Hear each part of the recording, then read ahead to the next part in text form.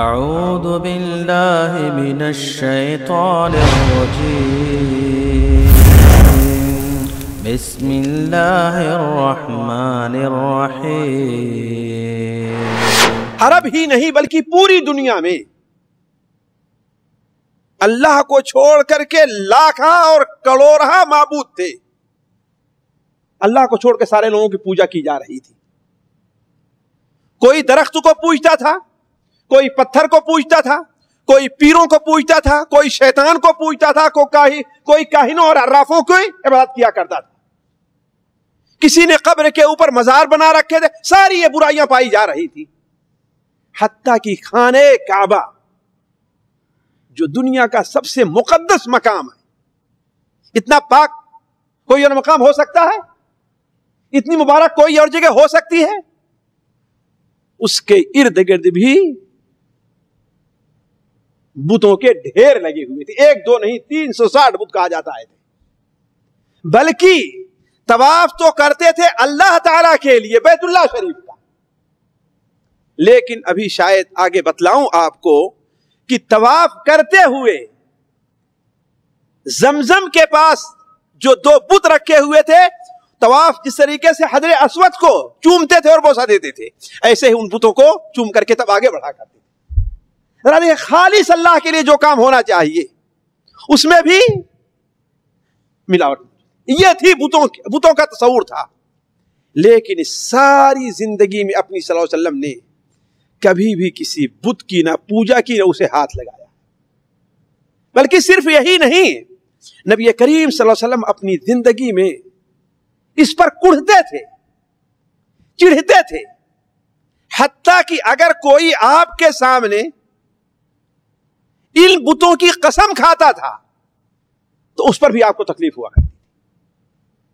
جیسے پچھلی مجلس میں یا پچھلی سے پہلے والی مجلس میں آپ کے سامنے آپ صلی اللہ علیہ وسلم کے سفر، شام کے سفر پر جانے کا اپنے چچا کے ساتھ اس کا ذکر آیا تھا کہ بصرہ میں آپ پہنچے تو وہاں کا راہب نکل کر کے آیا، تو اس راہب نے بطور امتحان کے کہا واللات والعزى، لات اور عزا کی قسم۔ حالانکہ آپ عمر میں ابھی چھوٹے ہیں، 11-12 سال کے ہیں آپ صلی اللہ علیہ وسلم، فداء ابی و امی۔ آپ نے فرمایا لات اور عزا کی قسم نہ کھاؤ، اس لیے کہ مجھے جس قدر ان سے نفرت ہے، جتنا مجھے ان سے چڑھ ہے کسی اور چیز سے نہیں۔ آپ کی اس بات پر کس قدر آپ کو کڑھن تھی، اس کا اندازہ مسند احمد کی اس روایت سے لگائیے جس میں ہے کہ مکہ کے لوگوں کا یہ دستور تھا اور ان کی یہ عادت تھی کہ سونے سے پہلے لات بت کی عبادت ضرور کیا کرتے تھے، بجائے اس کے کہ اللہ کا نام لے کر سوئیں، اللہ کا ذکر کر کے سوئیں۔ سونے سے پہلے کیا کرتے تھے؟ لات، اور لات کون تھا ساتھی؟ کوئی پتھر نہیں تھا، کوئی پہاڑ نہیں تھا۔ لات اپنے وقت میں اللہ تعالیٰ کا ایک نیک بندہ تھا، جیسا کہ صحیح بخاری شریف میں ہے کانا یلت السویق للحجاج، اتنا نیک تھا کہ حاجیوں کے راستے میں بیٹھتا تھا اور گرمی کے موسم میں انہیں ستو گھول گھول کر کے پلاتا تھا۔ جب اس کا انتقال ہو گیا تو جس چٹان پر بیٹھتا تھا لوگوں نے وہیں اس کو دفن کیا اور اس کے اوپر ایک مزار تیار کر دیا اور اللہ کو چھوڑ کر اس کی عبادت ہونے لگی۔ تو مکہ کے لوگ سونے سے پہلے کیا کرتے تھے؟ لات کو یاد کر کے ضرور سویا کرتے تھے۔ لیکن آپ صلی اللہ علیہ وسلم جب سونے جاتے تھے، مسند احمد میں ہے کہتے خدیجہ رضی اللہ عنہ کے ایک پڑوسی تھا، امام احمد بن حنبل رحمہ اللہ کتاب الفضائل میں ہے کہ ان کا خادم، اس نے بار بار سنا کہ آپ صلی اللہ علیہ وسلم جب اس سونے کا وقت آیا تھا تو اپنے قوم کی اس بری عادت کو یاد کرتے تھے اور کہتے تھے کہ اے خدیجہ، میں لات کی عبادت تو کبھی نہیں کر سکتا، میں لات کی پوجا کبھی نہیں کر سکتا۔ حضرت خدیجہ فرماتی خل اللات خل العزى، لات مارو لات کو، لات مارو عزا کو، چھوڑو ان کو، ان سے آپ کیا لینا دینا۔ لیکن چونکہ آپ کی فطرت توحید کے اوپر ہوئی تھی، اس لیے آپ کو فطری طور پر ان سے چڑ تھی۔ اسی طریقے سے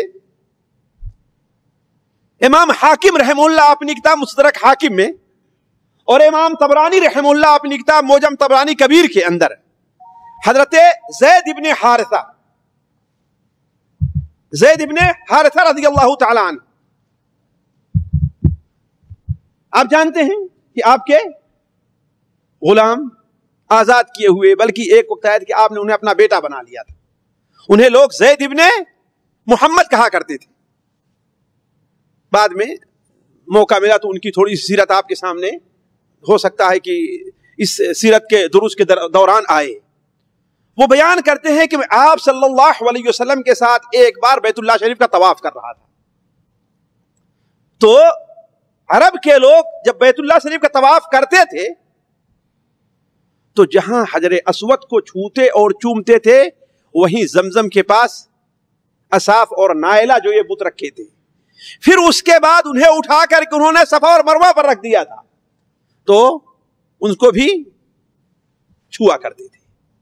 کہا ایک بار میں آپ صلی اللہ علیہ وسلم طواف کر رہا تھا تو ہم نے بھی اسے چھو لیا.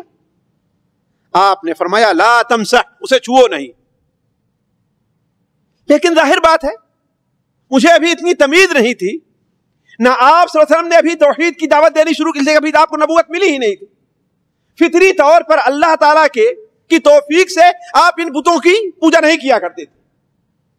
تو کہا جب دوبارہ میں اس چکر پر پہنچا، میں دوسرے چکر میں جب اس جگہ پر پہنچا تو ہم نے سوچا پھر میں اس کو ذرا شروع دیکھوں آپ کیا کہتے ہیں. تو کہا پھر ہم نے چھو لیا.